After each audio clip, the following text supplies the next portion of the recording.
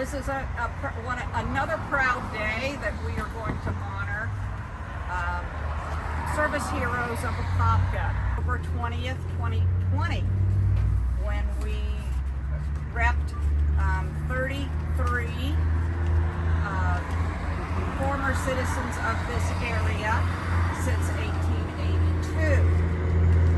And we started with 32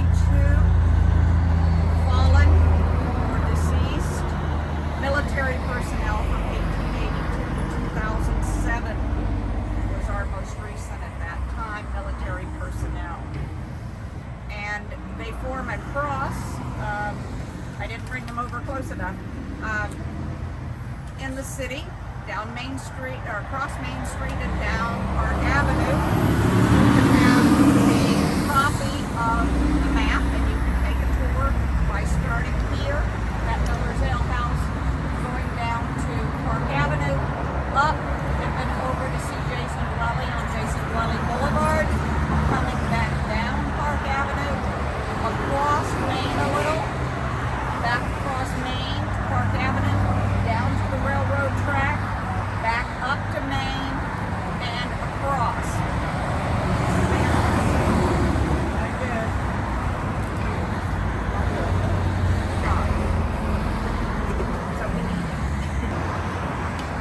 So we can make the cross and wind up right back here, and see all of those honored.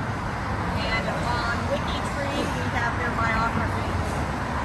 The only ones we don't have a biography for are the ones we don't have birth dates for, and that's the Spanish-American War, as they did not have a detailed information on the soldiers of the Spanish-American War. And a lot of that has to do with the loss of their records. And if you remember that there were fires that affected that. I would like to have the family members, the descendants of Captain Jonathan Clay Stewart and Pvt Philemon Bryan Stewart stand up, if they're able to. Yeah, we got one in the back there.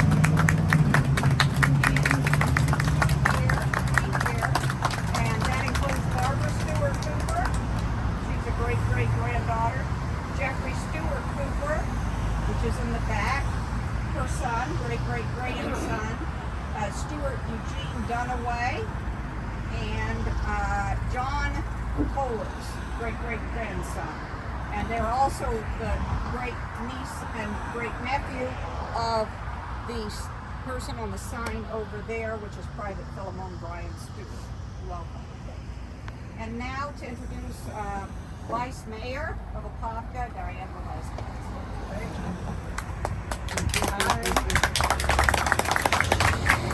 Well, welcome everyone to the city of Apopka, and for the family, obviously it's a welcome back to Apopka. You obviously see how much we have changed, and when she said she gave you where we have the 36, she's actually taking you on the tour of Apopka. But anyway, welcome. I just want to say thank you for coming out to kind of honor this veterans who have fought in, was it World War II, Dr. Will? Was that World? No, sorry. The Civil War. I apologize. And I think it's very important that we all get to know the history. Every year when we celebrate July 4th, one of the things I do is I always remind people how young our nation is and how important it is that they realize how we grew from the Civil War. And sometimes it's uncomfortable. It is uncomfortable to know the history, but it is important to know the history because it's just important to understand who we are, where we come from, and how we got here. And we have to honor that because along the way, many shed blood to protect the nation. That's so important. We're such a great country, and we still are sort of the leaders in the world, and everyone wants to be like us, and everyone hates us too at the same time. So I'm really honored by this, and I'm a wife of a veteran, of a Vietnam veteran. I'm a mom. I brought my son here at 16 years old, and he has since served in the Army, and he served in Iraq and Afghanistan. So maybe someday in the future, his name may be on one of these in Apopka, because he did serve here, and he is here, and he is an Orange County deputy. So I'm very proud of his service, and of course the service that we do. And I did tell the sons that my husband and I are both retired from New York City. We're retired detectives from New York City. So we've always been a family of service, and we continue to do that, obviously, as I stand here as your vice mayor. So just want to take a little bit of who I am, and I appreciate that I'm doing this honor. So I just want to make some introductions, which I did get to meet both of them, which was the descendants, we're here to honor the descendants, Captain Jonathan Clay Stewart and Pvt Philemon Bryan Stewart. I know she had already introduced the family in that, so we want to kind of recognize some of the dignitaries that we have here. And we do have Orange County Mayor Jerry Demings, who has not arrived as of yet. And yes, his assistant, Carol Bouquet. I almost said Carol Brunette. Everyone does. Yeah. I'm It's not so saying funny. that. Yeah, she is. And I But don't have to Carol Brunette, she's the deputy chief staff to Mayor Demings. And then we have, he was going to come. He actually was the first one to RSVP. Mr. Scott Randolph from the Orange County Tax Assessor, but he handled an emergency. We have the mayor here. He's here. You're right. And we have, of course, the descendants, which I had the pleasure of meeting. Jeffrey Stewart, Hopper, descendant, and Stewart Eugene Dunaway, descendant. And then, of course, you met the great-granddaughter and his wife of Jeff over here. You all know her. Is there anything else that I wanted to I'm so sorry. I told Commissioner. We just spent the entire evening last night. He's going to run against you. Yeah, I know. He did. Yeah. I would say so. Commissioner Nick Nestor. And we had a very late meeting last night. We all didn't get home till after 11:30, almost midnight. So when you get used to someone being with you all the time, you forget. So I apologize for that. And I'm waiting. Obviously, the mayor is here, so I want to be able to provide y'all get out of this. Okay, we also have our VFW. Thank you very much. We also have members of our VFW, some proud veterans that have served our country. We have Mr. Mike McFadden.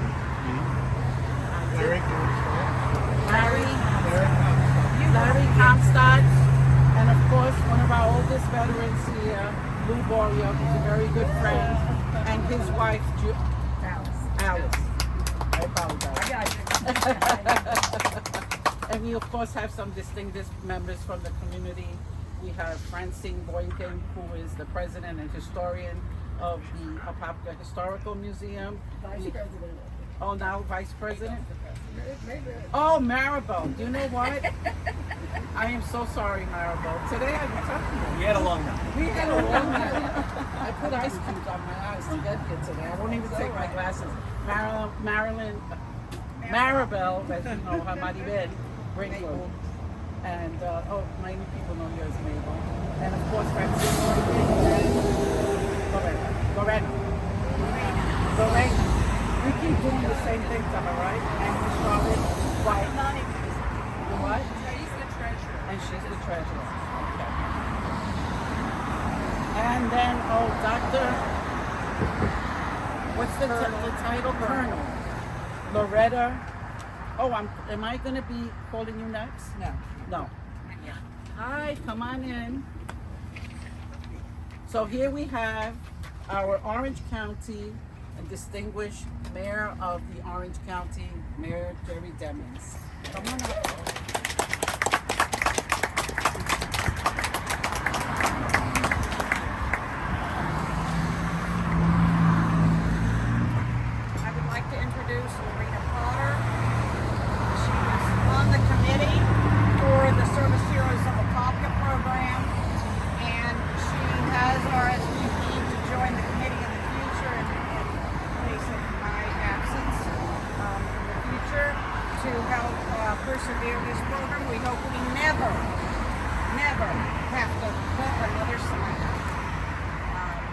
years ago, we did put up a more recent sign for the fire department, and we pray that we never have another loss in the services of the military, the fire, and the police department. So, we have a small committee to perpetuate this, and I pray that we never have to lose.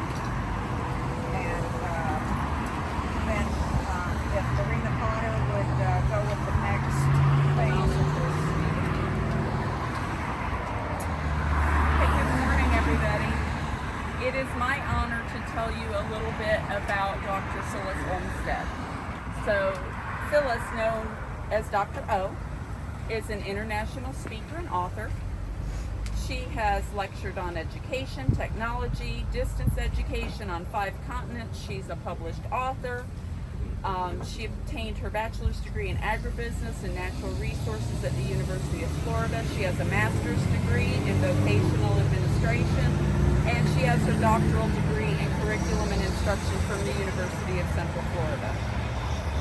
She is a multiple Rotary Paul Harris Fellow. She is a trained American Cancer Society Triple Touch 2 instructor. She's a former mission chair for Relay for Life. She's on the board of directors at Habitat for Humanity, and she additionally volunteers with many schools. She is a community leader. She's a legacy member of Hospice of the Comforter in honor of her late husband, Jeffrey. She's a business person. As I said, she's an author. She has a privately owned publishing company. She's been instrumental in preserving the history of Apopka, much like our Miss Francina Boykin. She helped get the historical marker for the first schoolhouse, which is located in the Apopka Orangewood Greenwood Cemetery. She's put the human trafficking notifications throughout Apopka in the United States. It's in 14 languages, and she just has a heart for community service, and we would be remiss if we didn't honor Dr. O for all she's done in the community. And now I would like to introduce Ms. Mabel Brickle of the Apopka.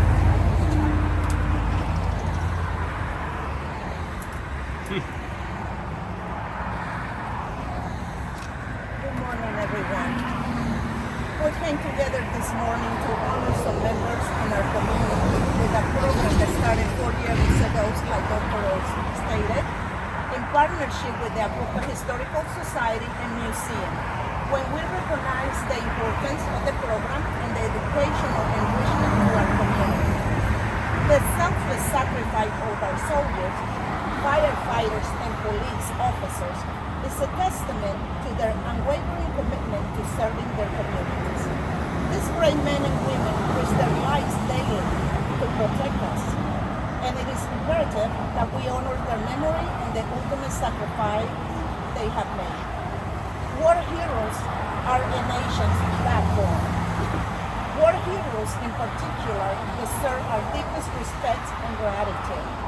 They have faced unimaginable changes, fought in perilous conditions, and endured immense hardships to defend our nation's freedoms.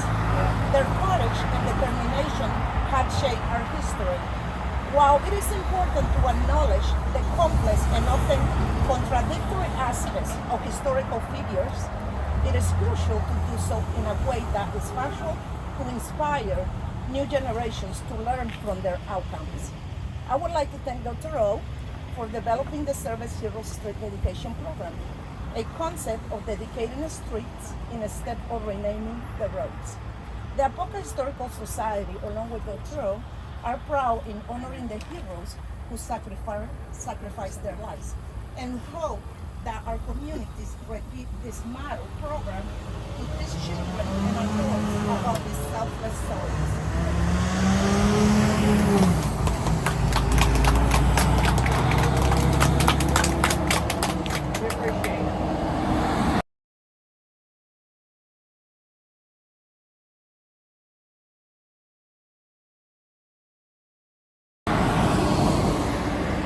This entire program was set up under the concept of honor, education, and history. And one historic figure, who's still living, was our sheriff. He's now retired, and now we are honored to have him as our Orange County mayor. And we honor him with our taxes. And I know he has a great sense of humor, and I hope he regales us with some of that today. Mayor Jerry Dimmons. Thank you, sir. Let me just start by saying good morning to all of you, to my co-laborers in public service, the elected officials who are here, to those who have served our community in various roles, whether you served in our armed forces or you have served in our communities. I'm honored to be amongst all of you today, and hearing the long accolades for Dr. O, it's almost like we need to do something to honor her, right? All of the work that she's been doing. But as the 28th elected sheriff, I'm honored to be here today to recognize another sheriff. Our county on December the 29th of this year will celebrate its 200th anniversary. Of course, when our county was initially founded 200 years ago, it was Mosquito County. Thank God it changed, the name changed to Mosquito County. Because I don't know that we'd be the wonderful, the great #1 tourist destination in the United States of America if we were still known by Mosquito County. Let's say, wait a minute, maybe I should go and visit them. But we're fortunate since we have seen the tremendous growth in our county now. We have some 74+ million people who come to visit our county now. The #1 tourist destination in North America and one of the top tourist destinations in the world. And so who would have thought that here we are today, we'd be honoring one of our sheriffs and former tax collectors who served our community. And so I'm here to honor the family of our very own Captain Jonathan Clay Stewart, who had the opportunity to serve in various roles within our community, served in the military, but I join him in having at least served in multiple capacities within our county, having held multiple titles over these 44 years of public service. And so I'm here to simply stand with these families and our elected officials and other community heroes to honor this former sheriff and tax collector today. So thank you to the Historical Society for the great work that you are doing here within this community. Thank you for keeping the life and the legacy of all those who have served historically in our community alive and honoring them in a very special way. So thank you and good morning.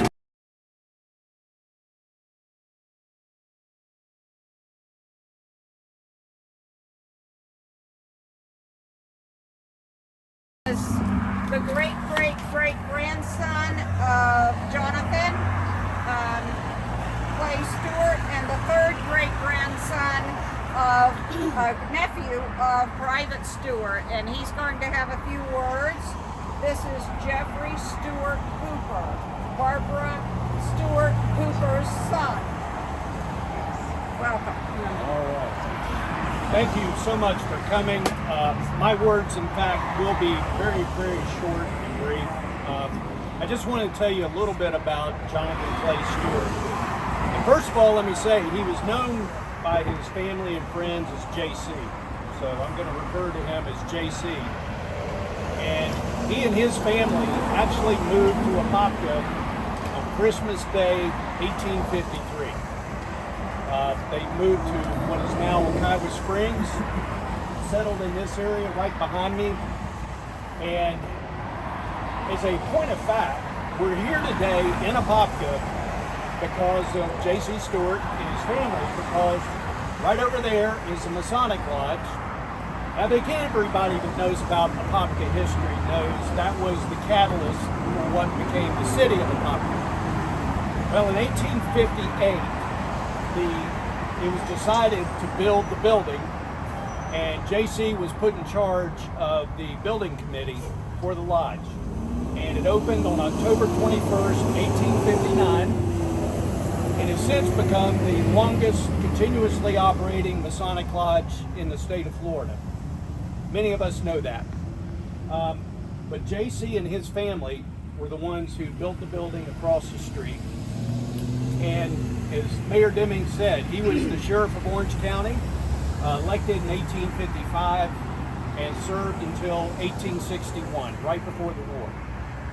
And when the war came, Orange County was not in favor of the war or secession. In fact, in the presidential election of 1860, this county was one of the only ones in Florida to vote for a unionist candidate, whereas the rest of the state voted for a Democrat in favor of secession. When the secession convention was held in Tallahassee in 1861, there were only 7 delegates out of the entire state to vote against. 2 of those were the representatives of Orange County. Orange County became the only county in this part of the state of Florida to vote against secession. Nevertheless, when the war started, the government issued a conscription act which said that service was mandatory. So JC and his brother Phil and a group of other men from Orange County served. And I want to say this, that Dr. Rose said we're honoring heroes. The fact of the matter is these guys left their homes, probably had never been out of the state of Florida in their lives, went to Virginia, and both of them died within 2 months of arriving in Virginia. Never saw combat. There was no glory to the Civil War for these guys from Orange County. And over a third of them wound up dying within 2 years of the war's beginning. To me, this honor is for his family. JC left behind a wife and 8 children, ages 15 to 2 years old. And she had to raise them by herself on the frontier. Phil, his wife, died in childbirth 4 months after he did. And they were left with 5 orphans. So the real, to me, we're honoring the families. We're certainly not honoring the cause for which they fought, and remembering the hardships that they had to go through after the war, and raising their families, and building what eventually became the city of Apopka. So thank you again for being here today. We appreciate everybody coming out.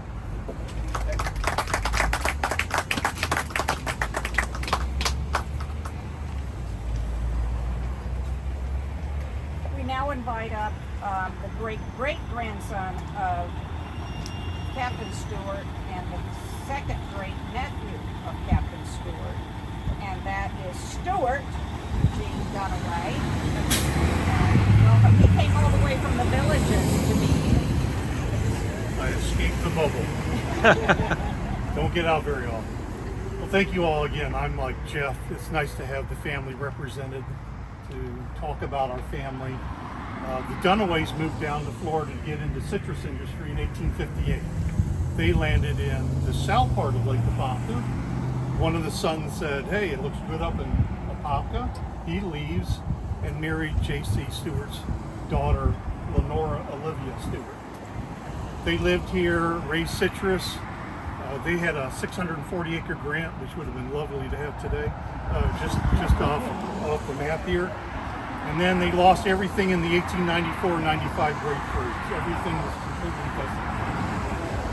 One of their sons, my grandfather, ultimately gets into agriculture, and then he becomes assistant to the chief of police of Orlando Police Department in 1938. And then followed the chief of police as Orange County Sheriff. So he was assistant with him. So I'm always glad to hear people come and be interested in the history of Apopka. Sorry we lost our citrus. Okay, thank you all very much.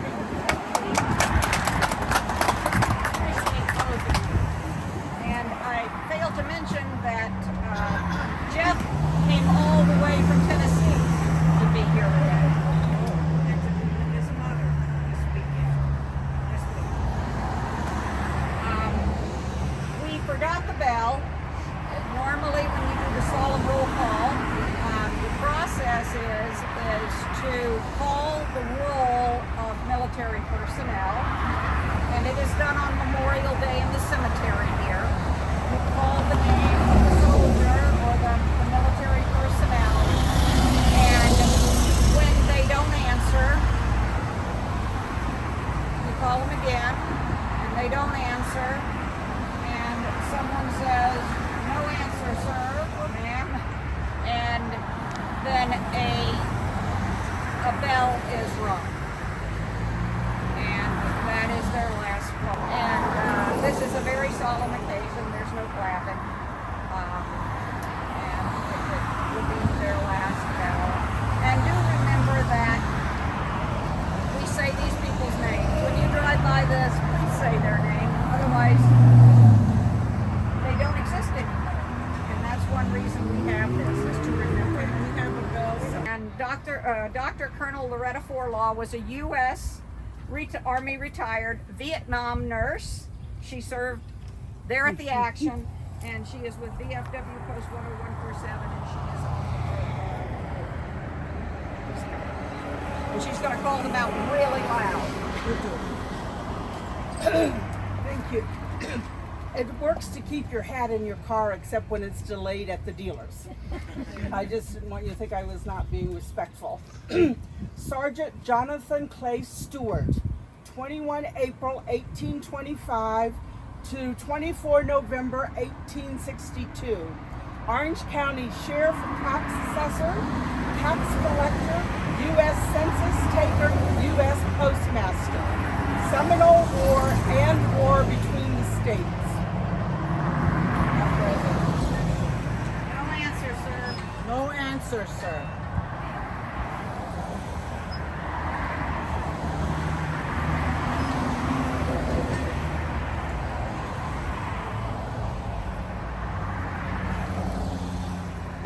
Pvt Philemon Bryan Stewart, 26 August 1833 to 19 August 1864. Seminole War and war between the states. No answer.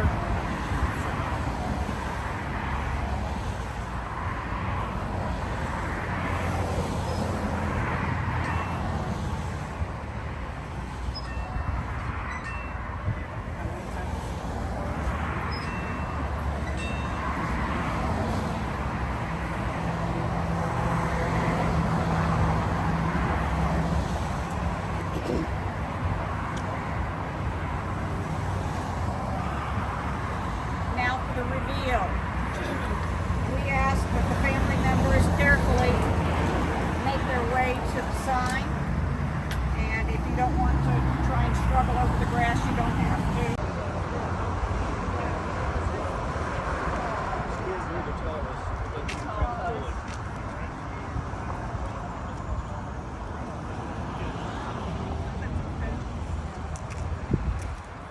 Oh, that's a big piece of Maybe pull it from this side. Yeah, they're all on the same side.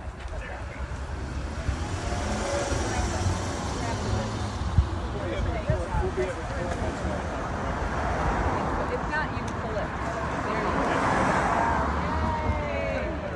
Good job. Hey.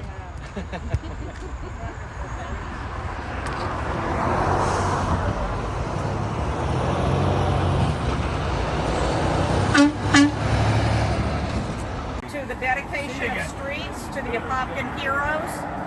And again, we hope that every time you drive by one of the 36 now signs that are up, that you think of these people and you call their names, and otherwise they are no longer in existence. They need to be existence in our minds and hearts. So of what they did for us and who they were. And some of them, their entire lineage has ended with their death. And one man died in a Korean tunnel in a train with all the other people that were in that train. It was like a death march. And he was a young man who lived over here off of Welch Road. And he had no chance because the Koreans parked that train in a tunnel and it filled with carbon monoxide. And there will be no future for that family. And it ended. So stop and think, and you can go on WikiTree and search their names, and you will find their history. Please think about them, and we pray, I pray, and I hope you do too, that we never put another sign on, ever. And I hope we've got other people in other countries and states that have contacted me about this program and how it has been done and how to go about replicating it. So thank you very much for coming.